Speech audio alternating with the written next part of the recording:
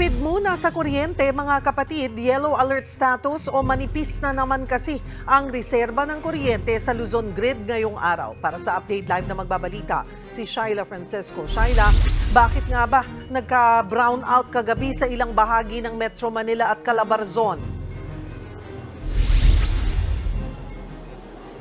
Cheryl, kung matatandaan mo, kahapon ay dineklara yung red alert sa Luzon ng kabuuan na 9 na oras. Ibig sabihin, kulang na kulang yung supply doon sa inaasang demand. Pumalya kasi yung ilang mga planta habang bawas naman yung kapasidad ng ilan.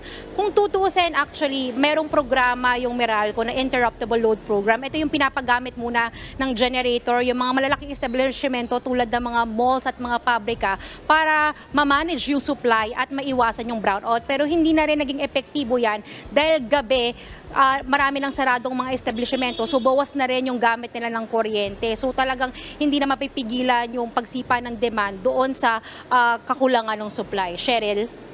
Kumusta ngayon ang sitwasyon sa Luzon Grid at sa susunod na mga araw? Aasahan ba ulit na may mga ilang mga lugar na makakaramdam ng brownout?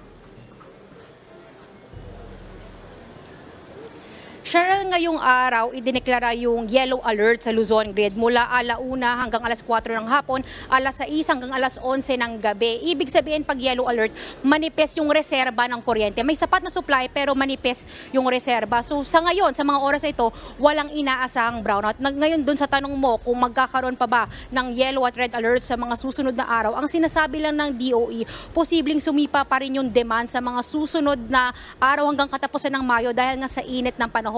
Pwedeng makaapekto yung pagsipa ng demand sa kabuang supply. Kaya hindi nila isinasatabi na posibleng magkaroon pa rin. Pero kung kailan mangyayari yan, wala pang kasiguraduhan. Cheryl? Magiging sigil sa kuryente, yung kakulangan natin ng supply.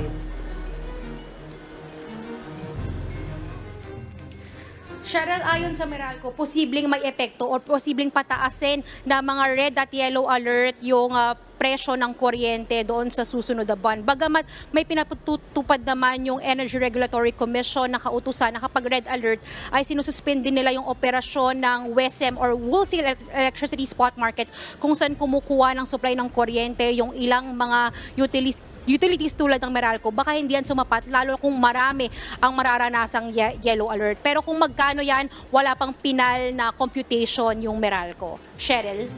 Maraming salamat, Shyla Francisco.